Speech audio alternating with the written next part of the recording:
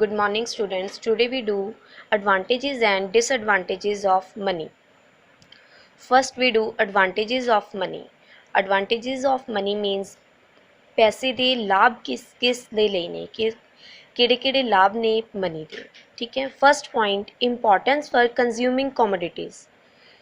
Money ਦੇ ਨਾਲ ਅਸੀਂ ਕਮੋਡਿਟੀਜ਼ ਨੂੰ ਵਸਤੂਆਂ ਨੂੰ ਕੀ ਕਰ ਸਕਦੇ ਹਾਂ ਕੰਜ਼ਿਊਮ ਕਰ ਸਕਦੇ ਹਾਂ ਖਰੀਦ ਸਕਦੇ ਹਾਂ।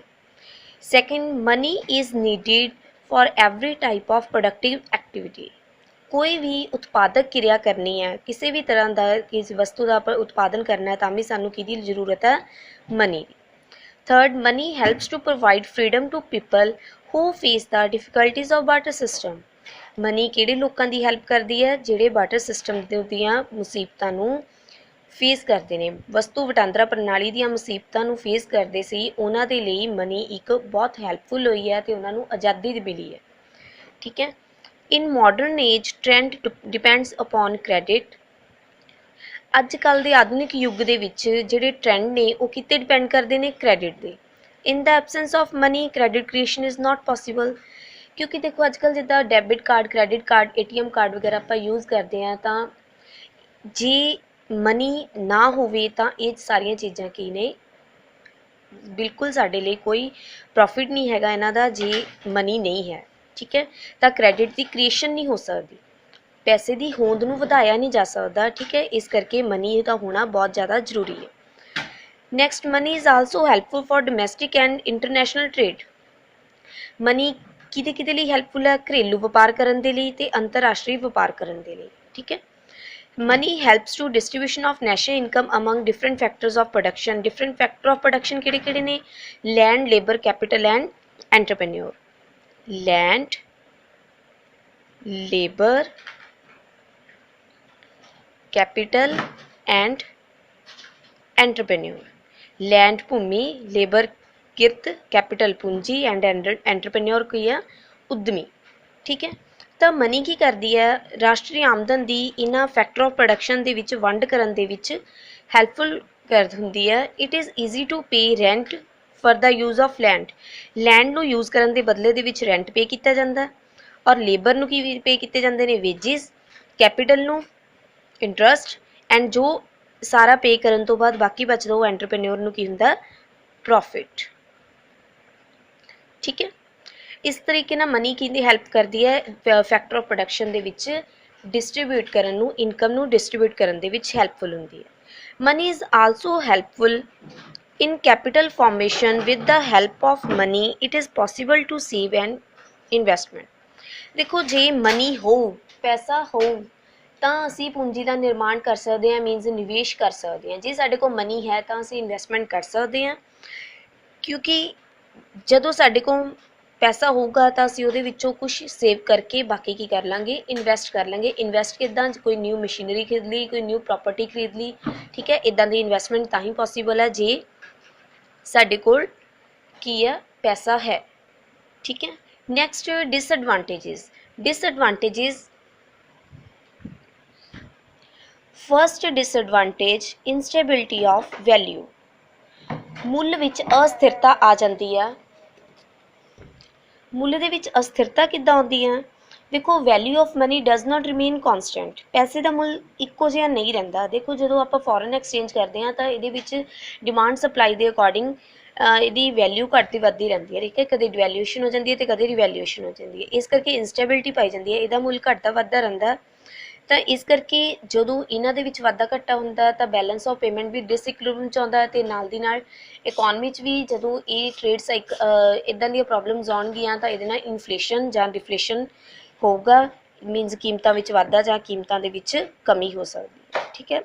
Second trade cycles are also occur due to money.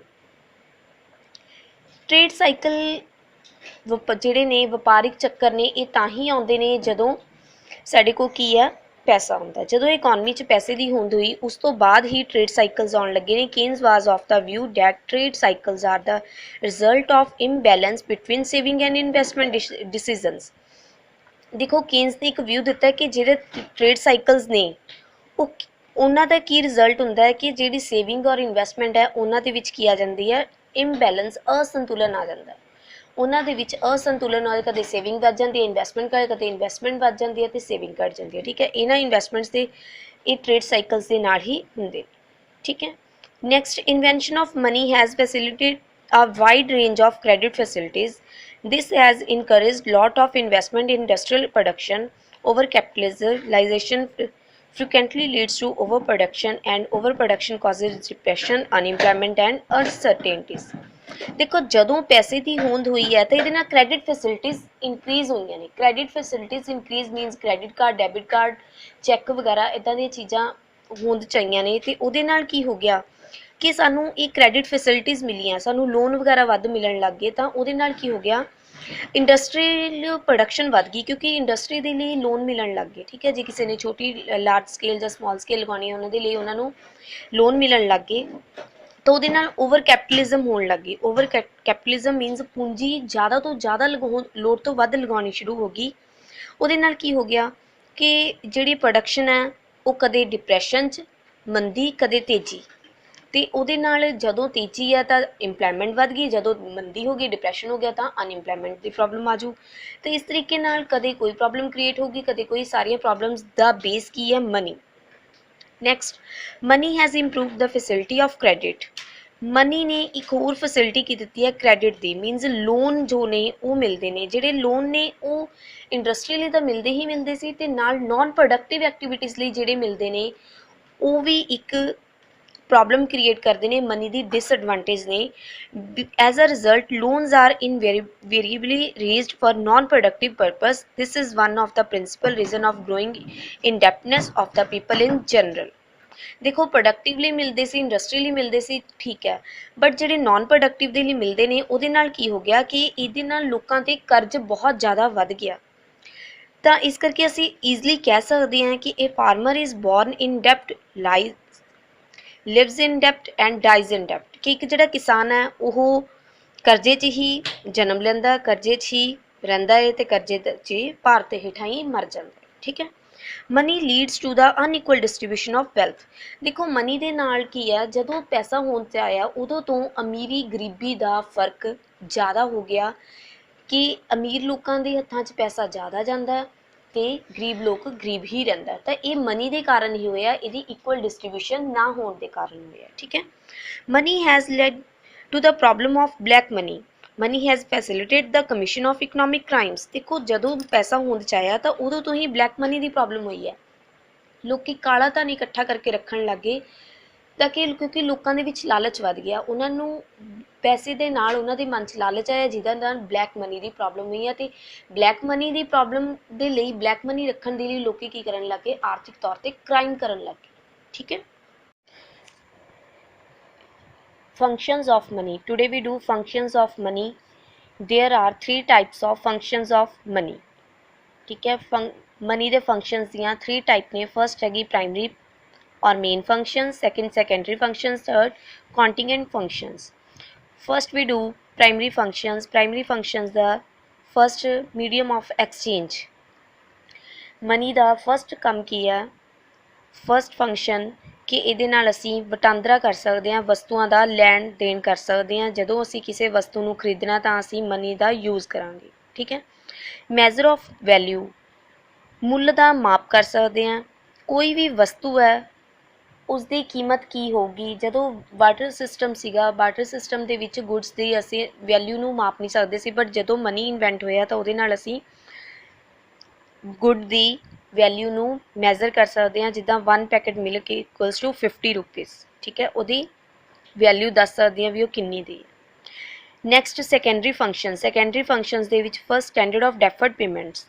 ਡੈਫਰਡ payments ਕੀ ਹੁੰਦੀਆਂ ਨੇ ਕਿ ਜਿਨ੍ਹਾਂ ਦਾ ਭੁਗਤਾਨ ਭਵਿੱਖ ਵਿੱਚ ਕੀਤਾ ਜਾਂਦਾ ਹੈ। ਠੀਕ ਹੈ, ਤਾਂ ਜਦੋਂ ਮਨੀ ਇਨਵੈਂਟ ਹੋਇਆ ਤਾਂ ਉਦੋਂ ਤੋਂ ਹੀ ਇਹ ਡੈਫਰਡ ਪੇਮੈਂਟ ਦੀ ਫੈਸਿਲਿਟੀ ਮਿਲੀ ਹੈ ਕਿ ਅਸੀਂ ਪ੍ਰੈਜ਼ੈਂਟ ਦੇ ਵਿੱਚ ਵਸਤੂ ਨੂੰ ਖਰੀਦ ਕੇ ਫਿਊਚਰ ਦੇ ਵਿੱਚ ਉਹਦੀ ਪੇਮੈਂਟਸ ਕਰ ਸਕਦੇ ਹਾਂ ਵਿਦਇਨ ਇੰਸਟਾਲਮੈਂਟਸ।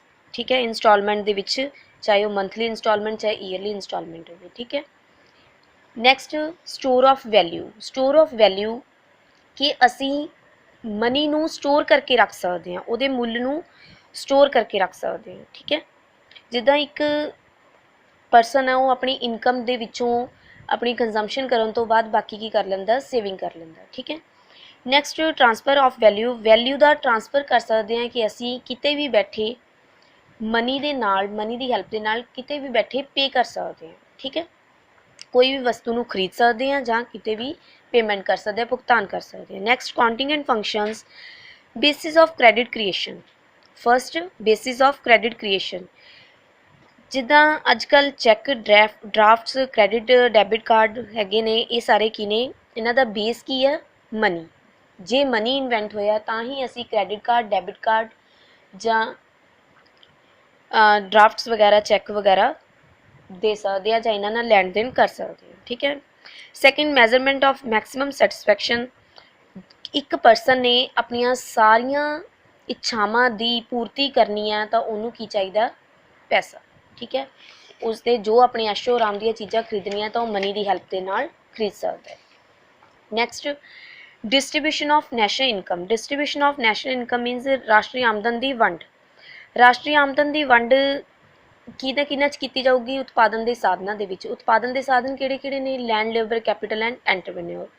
ਤਾਂ land, labour, capital and entrepreneur ਨੂੰ ਉਹਨਾਂ ਦੇ ਬਦਲੇ ਵਿੱਚ rent, wages, interest and profit ਦਿੱਤਾ ਜਾਊਗਾ। ਤਾਂ ਉਹਦੇ ਲਈ ਉਹਦਾ ਬੇਸ ਕੀ ਹੈ, ਮਨੀ। ਜੇ ਇਕੋਨਮੀ ਦੇ ਵਿੱਚ ਮਨੀ ਹੈ ਤਾਂ ਹੀ ਅਸੀਂ ਇਹਨਾਂ ਚੀਜ਼ਾਂ ਦੀ ਵੰਡ ਕਰ ਸਕਦੇ ਹਾਂ। ਠੀਕ ਹੈ। Next, bearer of option. ਦੇਖੋ ਜਦੋਂ ਤੁਹਾਡੇ ਕੋਲ ਮਨੀ ਹੈ ਤਾਂ ਤੁਹਾਡੇ ਕੋਲ ਆਪਸ਼ਨ ਹੋ ਜਾਂਦੀ ਹੈ ਕਿ ਤੁਸੀਂ ਕਿਹੜੀ ਚੀਜ਼ ਨੂੰ ਖਰੀਦਣਾ, ਕਿਹੜੀ ਬੈਸਟ ਚੀਜ਼ ਤੁਸੀਂ ਖਰੀਦਣਾ ਚਾਹੁੰਦੇ ਹੋ, ਤਾਂ ਉਹਦੇ ਲਈ ਵੀ ਉਹ ਤੁਸੀਂ ਮਨੀ ਦੀ ਹੈਲਪ ਦੇ ਨਾਲ ਹੀ ਖਰੀਦ ਸਕਦੇ ਹੋ। ਠੀਕ ਹੈ। ਨੈਕਸਟ, ਗਰੰਟੀ ਆਫ ਸੋਲਵੈਂਸੀ, ਕਿ ਇਹਦੇ ਨਾਲ ਅਸੀਂ ਸੁਧਾਰ ਦੀ ਗਰੰਟੀ ਵੀ ਮਿਲਦੀ ਹੈ ਸਾਨੂੰ। ਜੇ ਮਨੀ ਹੈ ਤਾਂ ਅਸੀਂ ਅੱਗਿਓਂ ਹੋਰ ਸੁਧਾਰ ਕਰ ਸਕਦੇ ਹਾਂ। ਜੇ ਅਸੀਂ ਪ੍ਰੋਡਕਟਿਵ ਐਕਟੀਵਿਟੀ ਕਰਦੇ ਹਾਂ ਤਾਂ ਉਹਦੇ ਵਿੱਚ ਵੀ ਅੱਗੇ ਉਹਦੀ ਕੁਆਲਿਟੀ ਵਗੈਰਾ ਜਾਂ ਜੋ ਵੀ ਉਹਦੀਆਂ ਚੀਜ਼ਾਂ ਨੇ ਉਹਨਾਂ 'ਚ ਸੁਧਾਰ ਕੀਤਾ ਜਾ ਸਕਦਾ। ਜਾਂ ਜੇ ਅਸੀਂ ਕੋਈ ਹੋਰ ਕੋਈ ਕੰਮ ਕਰਦੇ ਹਾਂ, ਨਾਨ ਪ੍ਰੋਡਕਟਿਵ ਐਕਟੀਵਿਟੀ ਕਰਦੇ ਹਾਂ, ਤਾਂ ਉਹਦੇ ਲਈ ਵੀ ਮਨੀ ਦੀ ਹੈਲਪ ਦੇ ਨਾਲ ਅਸੀਂ ਉਹਨੂੰ ਅੱਗੇ ਇੰਪਰੂਵ ਕਰ ਸਕਦੇ ਹਾਂ। Next, increase in the liquidity of capital. ਦੇਖੋ ਕੋਈ ਵੀ ਵਿਅਕਤੀ ਆ ਜਿਹੜਾ ਉਹ ਹਾਊਸ, ਪ੍ਰੋਪਰਟੀ ਵਗੈਰਾ ਖਰੀਦਣ ਦੀ ਨੂੰ ਹਾਊਸ ਜਾਂ ਪ੍ਰੋਪਰਟੀ ਦੇ ਰੂਪ 'ਚ ਕੈਪੀਟਲ ਨਹੀਂ ਅਸੈਪਟ ਕਰੂਗਾ, ਉਹਨੂੰ ਕੀ ਚਾਹੀਦਾ, ਮਨੀ। ਜੇ ਉਹਨੂੰ ਮਨੀ ਦਿੱਤਾ ਜਾਵੇ ਡਾਇਰੈਕਟ ਕੈਸ਼ ਫਾਰਮ ਦੇ ਵਿੱਚ ਤਾਂ ਉਹਨੂੰ ਅਸੈਪਟ ਕਰ ਲੂਗਾ। ਠੀਕ ਹੈ। ਤਾਂ ਇਸ ਤਰੀਕੇ ਨਾਲ ਇਹਦੇ ਨਾਲ ਪੂੰਜੀ ਦੀ ਤਰਲਤਾ ਵਿੱਚ ਵੀ ਵਾਧਾ ਹੁੰਦਾ ਹੈ। ਠੀਕ ਹੈ। ਇਹ ਸਾਰਾ ਮਨੀ ਦੀ ਹੈਲਪ ਦੇ ਨਾਲ ਹੀ ਪੋਸੀਬਲ ਹੈ।